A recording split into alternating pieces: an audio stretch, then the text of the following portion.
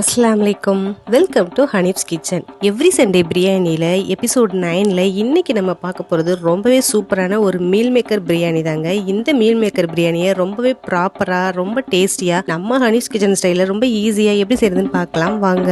இதுக்கு நான் first 1/4 kilo meal maker எடுத்திருக்கேங்க. இதை பார்த்திங்கன்னா நல்லா சுடு தண்ணி வச்சு இது முங்குற அளவு ஊற்றி வச்சிடலாம்.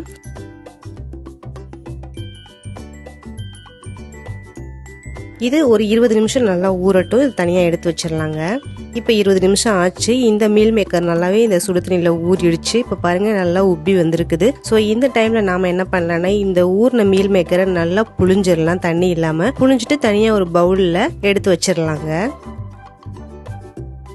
இப்போ எடுத்து வச்சு இந்த மீல் மேக்கரில் பார்த்தீங்கன்னா ஒரு குழிக்கரண்டி புளிக்காத கெட்டி தயிரை ஊற்றிக்கலாம். அதுக்கப்புறம் இந்த மீல் மேக்கருக்கு தேவையான அளவு உப்பு சேர்த்துக்கலாம். 1 டீஸ்பூன் மிளகாய்த்தூள், 1/4 டீஸ்பூன் மஞ்சள் தூள், இது எல்லாத்தையும் போட்டு நல்லா மிக்ஸ் பண்ணிடலாங்க. இந்த மாதிரி நல்லா மிக்ஸ் பண்ணிவிட்டு நீங்கள் ஊற வச்சுருங்க. அப்போ அந்த பிரியாணி இதில் நல்லாவே ரொம்ப டேஸ்டியாக இருக்கும் இந்த மீல் மேக்கர். அதனால தான் நம்ம இதை ஃபாலோ பண்ணுறோம். இது ஊறட்டும். அதுக்கப்புறம் பார்த்தீங்கன்னா இதுக்கு தேவையானது 4 பெரிய வெங்காயத்தை நீல வாக்கில் கட் பண்ணி வச்சுருக்கேன். அப்புறம் புதினா மல்லி 2 சேர்ந்து 1 கைப்பிடி அளவு, அப்புறம் 4 ஸ்பூன் இஞ்சி பூண்டு 2 அரைச்ச பேஸ்ட் எடுத்து வச்சுருக்கேங்க. அப்புறம் ஒரு ஃபுல் லெமன் எடுத்து வச்சுருக்கேன். அப்புறம் 2 பச்சை மிளகா நடுவில் கீறி வச்சுருக்கேன். தக்காளி 6 தக்காளியை நான் மிக்ஸி ஜாரில் போட்டு ஃபைன் பேஸ்ட்டாக அரைச்சி வச்சுருக்கேன். இதுக்கு நம்ம தக்காளி நறுக்கி போட போகிறது கிடையாது. ஸோ நல்லா ஃபைன் பேஸ்ட்டாக அரைச்சி வச்சுருக்கேன். இதுக்கு இப்போ நம்ம சீரக சம்பா ரைஸ் எடுத்திருக்கோம். இதுக்கு நான் 4 கப்பு சீரக சம்பா ரைஸ் சேர்த்துக்கிறேங்க. 4 கப்புங்கிறது 1/2 கிலோ ஆச்சு. இந்த மீல் மேக்கர் பிரியாணிக்கு பாஸ்மதி ரைஸோட சீரக சம்பா ரொம்பவே சூப்பராக இருக்கும். இதை நம்ம ஊற வைக்க வேணாம். அரிசி சேர்க்கும் போது தண்ணி வச்சு வாஷ் பண்ணிட்டு போட்டுக்கலாம். இப்போ நம்ம ஃபர்ஸ்ட் அடுப்பு ஆன் பண்ணி கடாய் வச்சு எண்ணெய் ஊற்றிடலாம். ஆயில் நான் 2 கப்பு ஊற்றிக்கிறேங்க. 2 கப்புங்கிறது 1/4 லிட்டருங்க. அதுக்கப்புறம் இந்த எண்ணெய் நல்லா காஞ்சதுக்கப்புறம் 2 பிரிஞ்சி இலை சேர்த்துருக்கேன். 1 அன்னாசி பூ சேர்த்துருக்கேன். இது நல்லா பொரிஞ்சதுக்கப்புறம் இந்த நறுக்கி வச்ச பெரிய வெங்காயத்தை சேர்த்து நல்லா வதக்க ஆரம்பிச்சிடலாம். இது நல்லா பொன்னிறமாக வந்ததுக்கப்புறம் நம்ம இதோட பச்சை மிளகா புதினா மல்லியை சேர்த்துக்கலாம். சேர்த்து நல்லா மிக்ஸ் பண்ணி வதக்க ஆரம்பிச்சிடலாம். நல்லா வதக்குனதுக்கு அப்புறம் இந்த டைம்ல நாம இந்த இஞ்சி பூண்டு விழுது இருக்குல்ல, இதையும் சேர்த்துக்கலாங்க. சேர்த்து நல்லா அந்த பச்சை வாடை போற வரைக்கும் நல்லா மிக்ஸ் பண்ணி வதக்கலாம். வதங்கினதுக்கு அப்புறம் நம்ம அரைச்சு வச்ச தக்காளி பேஸ்ட்டையும் இதோட சேர்த்துக்கலாம். சேர்த்துட்டு நல்லா தக்காளி அந்த வெங்காயத்தோட மிக்ஸ் ஆகி நல்லா கொதிக்கும் போது நாம இப்போ மசாலா சேர்த்துடலாம். இதுக்கு நான் ஃபர்ஸ்ட் 1 ஸ்பூன் மிளகாய் தூள், 1/2 ஸ்பூன் தனியாத்தூள், 1/4 ஸ்பூன் கரம் மசாலா, அப்புறம் 2 ஸ்பூன் பிரியாணி மசாலா பொடி சேர்த்துருக்கேங்க. சேர்த்துட்டு இது எல்லாத்தையும் நல்லா மிக்ஸ் பண்ணிடலாம். இப்போ நல்லா மிக்ஸ் பண்ணதுக்கப்புறம் நம்ம ஊற வச்ச மீல் மேக்கர் இருக்குதுல்ல, இதை சேர்த்துக்கலாம். சேர்த்து நல்லா மிக்ஸ் பண்ணிடலாம். நீங்கள் நார்மலாக மீல் மேக்கரை இந்த மசாலாலாம் போடாமல் அப்படியே நீங்கள் கழுவிட்டு போட்டிங்கன்னா உங்களுக்கு பிரியாணி இந்த அளவு டேஸ்ட் இருக்காது. ஸோ இந்த மாதிரி மசாலாலாம் போட்டு நீங்கள் பிரியாணி செய்வது இந்த மீல் மேக்கர் ரொம்பவே சூப்பராக இருக்கும்.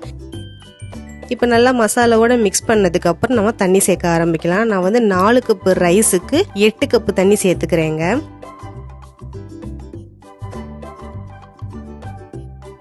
தண்ணி சேர்த்து மூடி போட்டு இந்த தண்ணி நல்லா கொதிக்கட்டும். மூடி போட்டு வச்சிடலாம். இப்போ தண்ணி நல்லா கொதிச்சிருச்சு. இந்த டைம்ல நம்ம அரிசியை நல்லா கழுவிட்டு சேர்த்துக்கலாங்க. சீரக சம்பா அரிசி நம்ம ஊற வைக்க வேணாம். நம்ம எப்போ சேர்க்கிறோமோ அப்போ வாஷ் பண்ணிட்டு அப்படியே சேர்த்தாலே போதும். அரிசி எல்லாத்தையும் போட்டுட்டு நல்லா மிக்ஸ் பண்ணிட்டு இந்த அரிசிக்கு தேவையான அளவு உப்பு சேர்த்துக்கலாம். ஆல்ரெடி நம்ம மீல் மேக்கருக்கு உப்பு தனியாக சேர்த்தாச்சு. ஸோ இப்போ ரைஸுக்கு மட்டும் சேர்த்துக்கலாம். இது போட்டுட்டு ஒரு ஃபுல் லெமனை நம்ம புழிஞ்சு விட்டுறலாங்க. ஏன்னா நம்ம தயிர் 1 குழிக்கரண்டி அளவு தான் சேர்த்துருக்கோம். ஸோ ஃபுல் லெமனையும் நம்ம இப்போ இதில் சேர்த்துடலாம். இப்போ லெமன் சேர்த்துட்டு நல்லா மிக்ஸ் பண்ணிட்டு மூடி போட்டுட்டு ஹை ஃப்ளேமில் கரெக்டாக 10 நிமிஷம் வைக்கலாங்க. குக் ஆகட்டும். இப்போ 10 நிமிஷம் ஆச்சு பாருங்க. ஒரு 75% குக் ஆகிருக்குது. இதை நல்லா கிளறிட்டு ஒரு தடவை பெரட்டிட்டு இதுக்கு மேலே நீங்கள் இப்போ இந்த டைமில் நெய் சேர்த்தா ரொம்பவே சூப்பராக இருக்கும். ஸோ 2 ஸ்பூன் நெய் சேர்த்துட்டு அடுப்பை சிம்மில் வச்சிடலாம். அடுப்பை சிம்மில் வச்சுட்டு நீங்கள் இந்த மாதிரி ஒரு ஃப்ளாட்டான ஒரு பிளேட் வச்சுட்டு அதுக்கு மேலே ஒரு வெயிட் வச்சுருங்க. வெயிட் வச்சுட்டு ஒரு 10 நிமிஷம் நம்ம அதை அப்படியே விட்டுலாம், டிஸ்டர்ப் பண்ண வேணாம். இப்போ 10 நிமிஷம் ஆச்சு. இப்போ ஓப்பன் பண்ணி பார்க்கலாம். பாருங்க பிரியாணி ரொம்பவே சூப்பராக நம்மளுக்கு ரெடியாக இருக்குது. ஒன்னோட ஒன்று ஒட்டாமல் ப்ராப்பராக நல்லா ரைஸ் குக் ஆகி நல்லா ப்ராப்பராக இருக்குதுங்க. இப்போ நம்ம எடுத்து சர்வ் பண்ண ஆரம்பிச்சிடலாம். ரொம்பவே கமகமண்டா அவ்வளோ சூப்பராக இருக்குது. கலரும் பார்க்கறதுக்கு நல்லா இருக்குது. அரிசியும் ஒன்றோட ஒன்று ஒட்டாமல் நல்லாவே இருக்குதுங்க. இந்த மாதிரி நீங்கள் டேஸ்ட்டில் செய்யும் போது கண்டிப்பாக மீல் மேக்கர் பிடிக்காதவங்க குழந்தைங்க எல்லாருமே ரொம்ப விரும்பி சாப்பிடுவாங்க. இது வந்து நல்ல ஒரு பிரியாணி, ஒரு ப்ராப்பரான பிரியாணி டேஸ்ட்டில் தாங்க இருக்கும். ஸோ இப்போ இதை நம்ம டேஸ்ட் பண்ணி பார்க்கலாம் எப்படி இருக்குதுன்ட்டு. பிரியாணி வந்து அவ்வளோ சூப்பராக இருக்குது. அந்த சீரக சம்பா ரைஸோட அந்த அரோமா வந்து வேற லெவலில் இருக்குது. இந்த மீல் மேக்கருமே பார்த்தீங்கன்னா நல்லா குக் ஆகி இருக்குது. அந்த மசாலா எல்லாமே நல்லா உள்ளே இறங்கி ரொம்பவே சூப்பராக இருக்குதுங்க. ஸோ நீங்கள் கண்டிப்பாக இந்த மீல் மேக்கர் பிரியாணியை ட்ரை பண்ணி பாருங்கள். ட்ரை பண்ணி பார்த்து எப்படி இருந்துச்சு நம்ம கமெண்ட்ஸ் நமக்கு ட்ராப் பண்ணுங்கள். அப்படின்னு சேனல் சப்ஸ்கிரைப் பண்ணுங்கள். இப்போ இருக்க பெல் ஐக்கானே கிளிக் பண்ணிடுங்க. அதோட நம்ம வீடியோஸ் எல்லாத்தையும் பார்த்து என்ஜாய் பண்ணுங்கள். தேங்க்யூ.